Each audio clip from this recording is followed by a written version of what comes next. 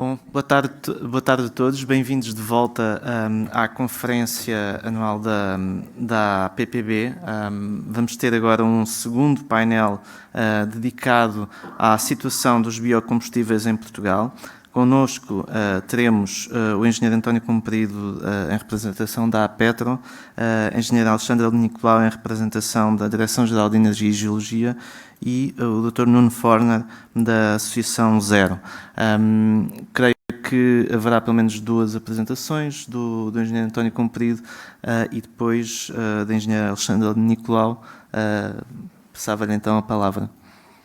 Muito obrigado, Miguel. É sempre um gosto estar aqui. Queria agradecer para já a direção da APPB, em particular nas pessoas do Dr. Paulo Carmona e do engenheiro Jaime Braga, o convite gentil que fizeram para que estivéssemos aqui presentes. Aliás, hoje somos todos parceiros na plataforma para a promoção dos combustíveis de baixo carbono, portanto faz sentido estarmos aqui, porque de facto pela sessão anterior já percebemos que temos aqui um longo e árduo caminho a percorrer. Passando o comentário, eu tenho uma apresentação que julgo que vai aparecer, exatamente, e gostava de... Penso que posso passar os slides por aqui, exatamente. Isto até agora é só... Eu vou basicamente abordar quatro tipos. Eu se calhar vou sobrepor aqui um bocadinho com a Alexandra, nós não combinámos, portanto, mas talvez não.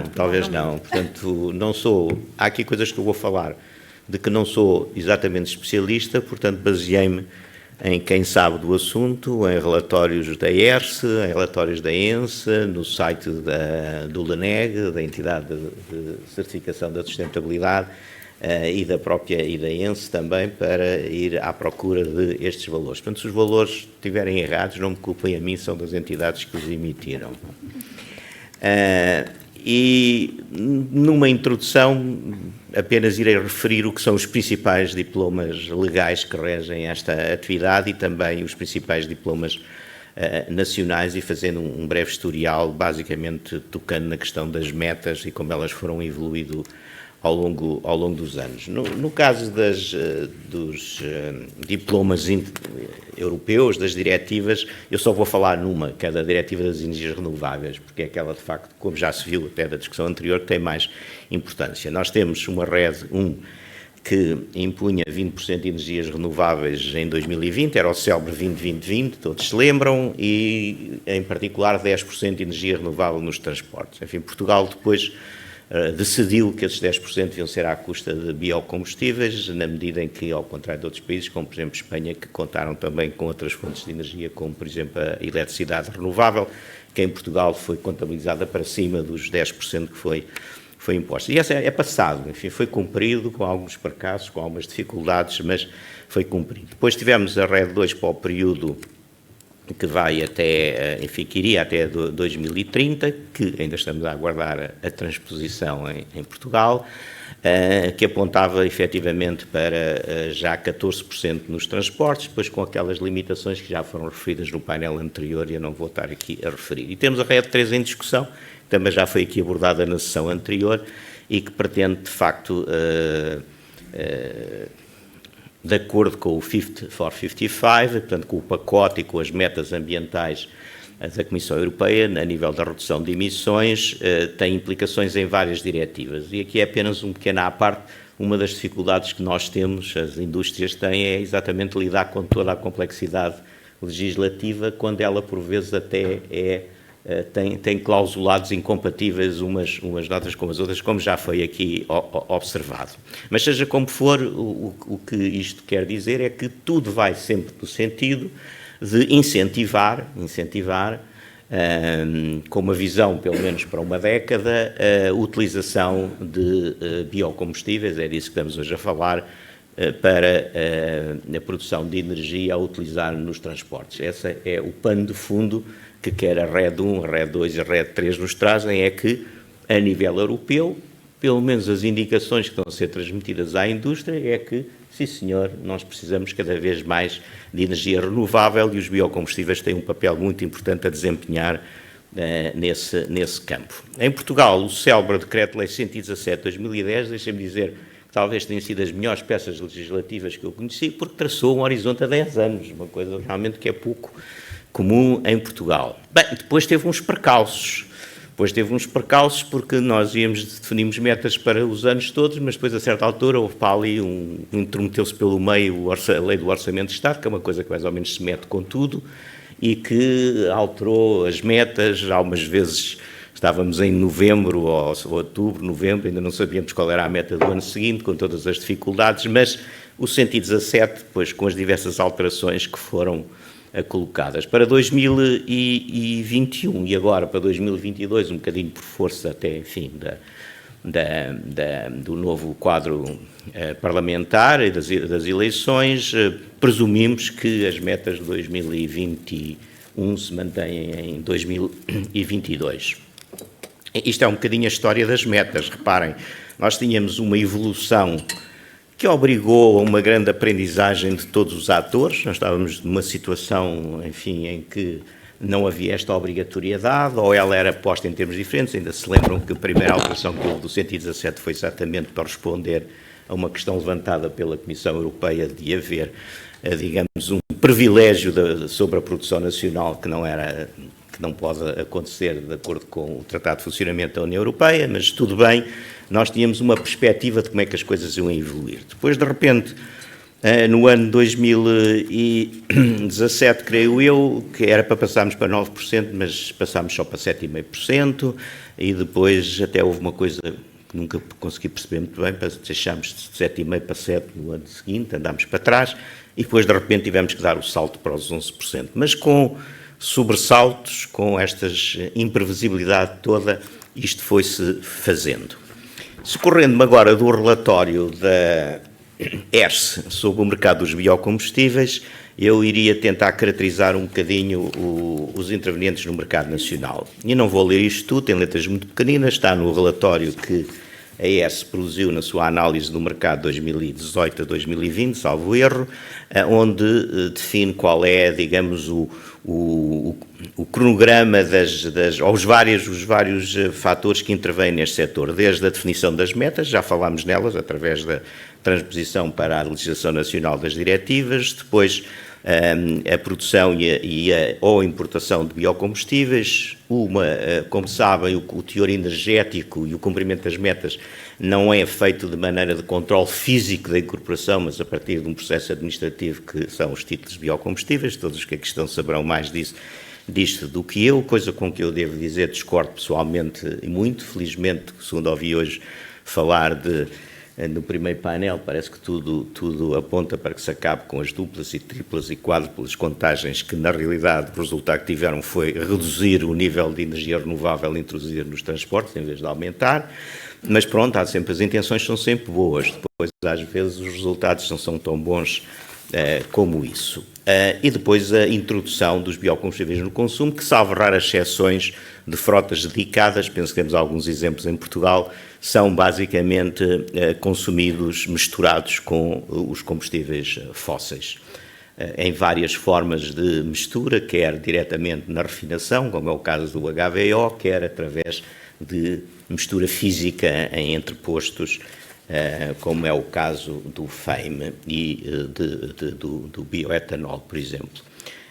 O quadro seguinte, ainda desse relatório, mostra-nos que, de facto, há 3 intervenientes principais a nível de trazer ou produzir os biocombustíveis que nós precisamos, os chamados produtores em regime geral, entre os quais estão algumas das grandes companhias petrolíferas tradicionais, como é o caso da Galp, da Priu e da Repsol, e depois temos os chamados pequenos produtores dedicados, que são basicamente ligados a entidades municipais e que podem, de facto, utilizar o produto diretamente em determinadas condições que estão previstas no Decreto-Lei, em utilizadores finais. E depois temos os incorporadores, que no fundo é quem é obrigado a cumprir as metas, portanto é quem introduz no consumo, quem paga o ISP quando coloca o produto no mercado, que tem a obrigatoriedade de provar que incorporou a quantidade de biocombustível que as metas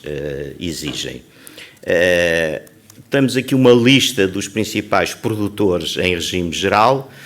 Não vou falar em cada um deles em particular, mas dá-nos uma ideia de que temos, apesar de tudo, um nível significativo de produtores, bom, enfim, um país relativamente pequeno, e depois, a nível de incorporadores, temos uma lista ainda maior. E aqui eu não resisto a fazer aqui um pequeno reparo, é que infelizmente alguns dos que estão aqui listados não cumprem as regras do jogo e, portanto, não incorporam, não pagam, concorrem de uma maneira desleal com aqueles que pagam e que cumprem todas as regras do jogo. Obviamente, escuso-me a fazer qualquer nomeação, porque isso levar-me-ia com certeza imediatamente a ter um processo em tribunal, mas estão aqui porque estes são os que incorporam, portanto, se alguém não cumpre, como a própria entidade que controla isto a ENSE refere, é porque serão alguns destes que aqui estão.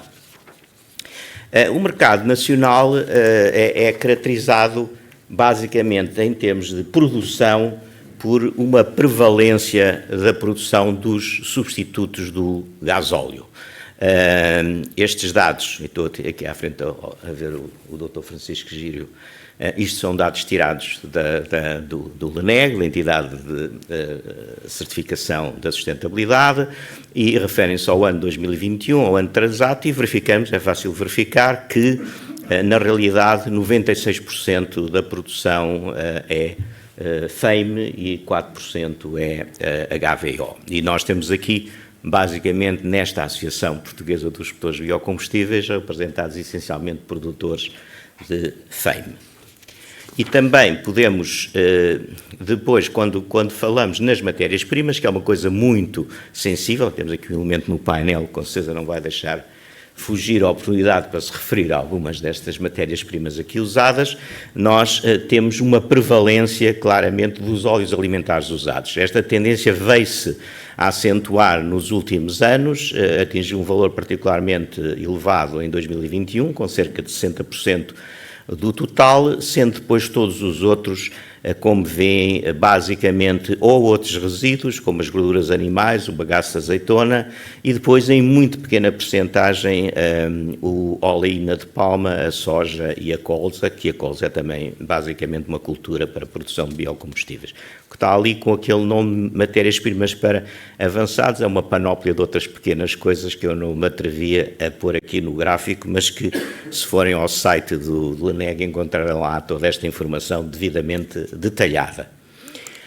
Já no que diz respeito à incorporação, aqui, como podem notar, a importação de FEIM é relativamente residual, na medida em que nós temos uma capacidade de produção em Portugal, que aliás exporta até parte da sua produção, que é suficiente para suprir a maioria das necessidades nacionais. Portanto, a maior parte do FEIM que está aqui, presumo eu que até seja que seja importado já incorporado no combustível e não propriamente à parte, embora possa haver algum. Temos um grande déficit de HVO e, por razões que todos sabem, nomeadamente pela FQD, que impõe um limite de 7% em volume ao FEIM, tem que ser completado para se atingir as metas de incorporação com outros componentes, e o HVO é aquele que se usa basicamente e preferencialmente no diesel para conseguir cumprir as metas de incorporação. Para além disso, também importamos os biocombustíveis que são aditivados à gasolina, porque em Portugal aí a produção é zero, julgo eu, que não temos produção nenhuma de substitutos da gasolina, e são basicamente o bioetanol e também o bioETBE, porque o bioetanol também tem limites físicos à sua incorporação e, portanto, alguma dela tem que ser feita com produtos que escapam de alguma maneira a essas limitações físicas. E depois, quando vamos falar nas matérias-primas agora do que foi importado e não daquilo que está a ser produzido, continuamos a ver que os óleos alimentares usados têm uma fatia significativa, mas são aqui ultrapassados por diversos tipos de matérias-primas usadas na produção de biocombustíveis avançados. Depois está muito, na ordem do dia a discussão da competição com a cadeia alimentar, e verificamos que, de facto, apenas numa muito pequena percentagem, há ali o milho, pode representar alguma coisa, mas na realidade não há uma grande sobreposição nessa área. Basicamente, e eu chamo a atenção que a escala vertical é logarítmica, portanto o tamanho das barras não tem nada a ver com com a proporção, portanto aquilo é multiplicado por 10 cada degrau da escala, temos na realidade que é FAME. O FAME prevalece completamente sobre o tipo de biocombustível incorporado, seguido do HVO e depois, em muito menor escala, por causa da tal escala logarítmica, os outros produtos, nomeadamente os aditivos para a gasolina, o bioetanol e o ETBE. Depois vem a tal história que eu há bocadinho referia, é que nós cumprimos a meta de 11%, estamos todos satisfeitos, mas, na realidade, eu dizia que o clima não fica satisfeito com metas administrativas, o clima fica satisfeito com metas físicas. E, na realidade, nós andámos a incorporar, só um mês conseguimos chegar aos 7%, de resto andámos sempre ali na casa dos 6%, isto é incorporação física real. Portanto, tudo o resto resulta dos famigerados sistemas de dupla contagem, que são muito bonitos do ponto de vista de dizer que cumprimos as metas, mas que em termos de redução de emissões têm um efeito muito mais limitado. Portanto, isto é um tema que eu acho que, obviamente, terá que ser revisto, se efetivamente nós queremos. Agora passaria, espero que não esteja a gastar demasiado tempo, as considerações finais. Aqui não posso deixar de voltar àquele tema dos players, dos indivíduos que estão no mercado e que não cumprem as condições. Portanto, o Decreto-Lei 117, depois com as emendas que teve a seguir, diz que quem não entrega os títulos de biocombustíveis que devia de entregar ao fim de cada trimestre, isto já foi alterado para trimestre para ser um bocadinho mais rigoroso, tem que pagar uma compensação por cada tonelada de petróleo equivalente em falta. E o que é que eu vejo deste quadro? É que isto é um negócio florescente. Isto é um negócio florescente porque desde 2013 a 2021 cada vez há mais gente a não cumprir. O que me leva àquele velho ditado que parece que não cumprir recompensa. Não vou aqui escalpelizar as razões, devo enaltecer aqui o trabalho que a ENSE tem feito na tentativa de identificar estas situações e acionar as empresas não cumpridoras, mas depois nós sabemos que, de facto, enfim, temos uma legislação e um processo nos tribunais, que não é só nesta área, é em todas, arrasta as coisas indevidamente e acaba por premiar os prevaricadores. Mas isto é um tema muito importante, porque tem 3 efeitos, pelo menos, extremamente negativos. Comprometem o cumprimento das metas que são nacionais, não são individuais, não contribui para a redução, efetivamente, das emissões que todos pretendemos que contribua, e um terceiro, não menos importante, promovem uma concorrência desleal no mercado, porque há aqui um prémio em termos de custo do produto muito significativo e que esses atores tiram vantagem. Portanto, este é um dos problemas com que este mercado se depara. Muito rapidamente, 3 temas: experiência, dificuldades e desafios. O que é que nós fomos aprendendo ao longo deste percurso?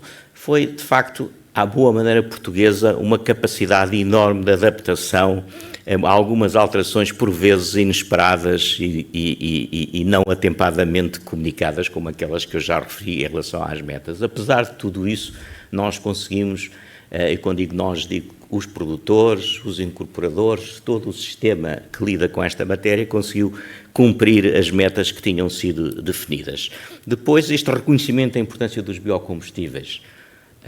E também a contribuição que deu para a utilização de matérias residuais e, portanto, o seu contributo para aquilo que todos desejamos, passar de uma economia linear para uma economia circular com o reaproveitamento dos produtos. E depois outro aspecto não menos importante, que às vezes não é falado, embora o Sr. Secretário de Estado esteve aqui e acabou por reconhecer isso: se alguma descarbonização já se fez na área dos transportes, foi por causa dos biocombustívees, porque o impacto da eletricidade ainda é, neste momento, completamente negligenciável e vai ser nos próximos anos.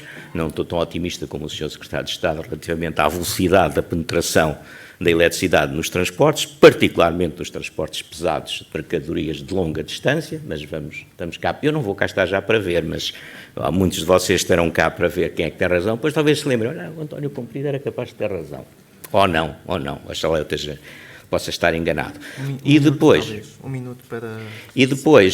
portanto, este aspecto. Quanto às dificuldades, As sucessivas alterações das metas, já falei nisso, o atraso nas comunicações também, a indefinição legislativa, continuamos à espera desde há 2 anos a esta parte da transposição da RED 2, que nos foi prometida para 2020, estamos em 2022, era obrigatória até junho de 2021, acho que não estou a dizer nenhuma asneira, não foi transposto, continuamos à espera e continuamos a viver com muitas indefinições relativamente a esta era. Temos outra coisa, com todo o respeito do papel individual que todas as entidades públicas que supervisionam este mercado, para os operadores é uma complexidade exagerada. Nós temos pelo menos 4 entidades com que temos que lidar, temos a Direção-Geral de Energia, temos a ENSE, temos a ERSA e temos o LANEG através do SES. Não temos nada, absolutamente nada, com nenhuma destas instituições. Todas elas fazem o melhor que podem, mas nem sempre esta complexidade ajuda,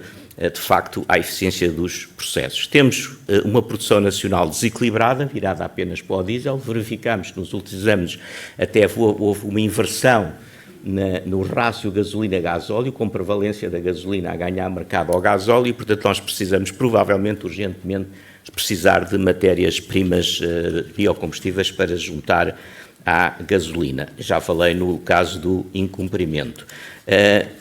Depois, as dificuldades, algumas já foram aqui faladas, as restrições que se levantam aos biocombustíveis de primeira geração, a necessidade de aumentar a produção dos biocombustíveis avançados, já se falou aqui nos combustíveis para a aviação, marinha, etc., por aí fora.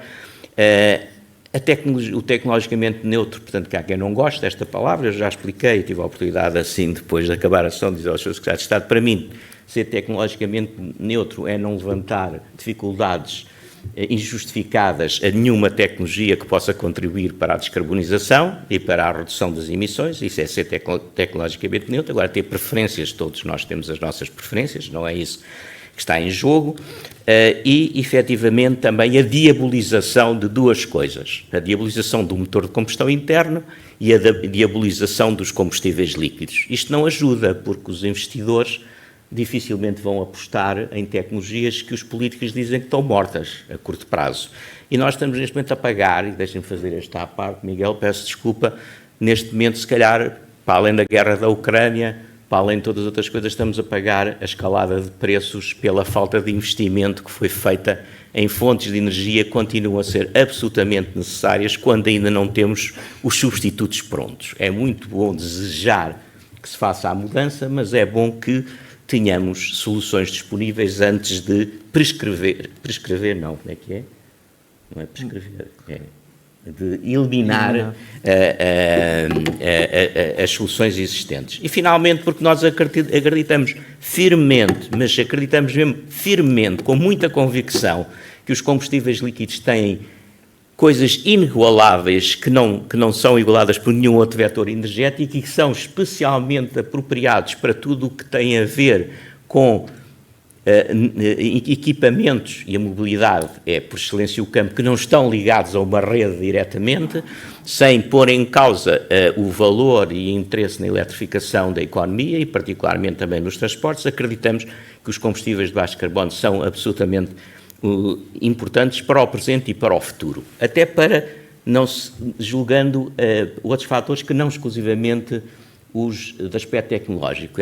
Há uma coisa muito clara que no Fit for 55 se diz, a não ser que seja só conversa, não deixar ninguém para trás. Eu pergunto como é que não se deixa ninguém para trás quando a maioria dos cidadãos europeus não tem capacidade de compra de veículos novos, vive à custa de compra de veículos baratos em segunda mão. Portanto, como é que essa gente não vai ser deixada para trás? Eu estou a dizer, esqueçam, porque não vai haver mais motores de combustão interna circular.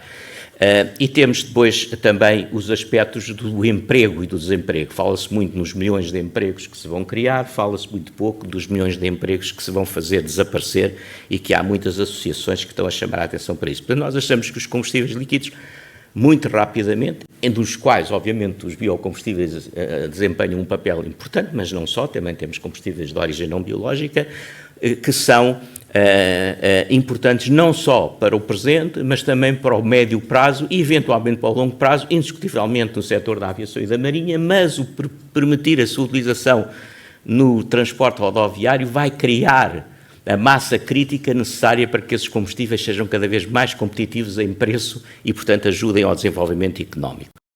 Por isso foi fundada esta plataforma, que foi lançada há cerca de 2 meses, um mês e tal, onde para já temos ali 8 associações, dos quais a APPB aqui presente é um dos sócios fundadores, que tem como objetivo promover exatamente a utilização destes combustíveis em complementaridade com a eletricidade e não em concorrência com a eletricidade, em complementaridade e em pé de igualdade, sem, enfim, preferências artificiais para um ou para o outro. E apraz-me dizer que não está ainda ali, mas já temos ali pelo menos mais 2 players que já manifestaram a intenção de juntar, um deles, aliás, formalmente já pediu, e que são a Antran, que é o principal associação dos transportes rodoviários de pesados, e, portanto, temos ali os ligeiros com a ACP e temos os pesados com a Antran, e também a própria Academia, através do Instituto Politécnico de Setúbal, que já manifestou interesse em se juntar a nós. E já agora uma palavra que o Dr. Francisco Gírio foi um dos subscritores, 167 cientistas que enviaram uma carta à Comissão Europeia, pondo exatamente isto em equação, carta essa que foi há poucos dias reenviada para o Conselho Europeu e para o Parlamento Europeu, se não me enganei. Muito obrigado pela atenção de todos. Obrigado, Engenheiro António Comprido. Deixou aqui a sua apresentação vários pontos que depois irão alimentar um debate. Não quero mandá-lo para tribunal, nem arranjar-lhe um processo, mas há ali temas bastante interessantes para explorar. Virão para uma segunda fase, depois da engenheira Alexandra Nicolau, da Direção-Geral, fazer a sua apresentação também e as suas ideias ou a sua mensagem, as suas mensagens iniciais antes do debate.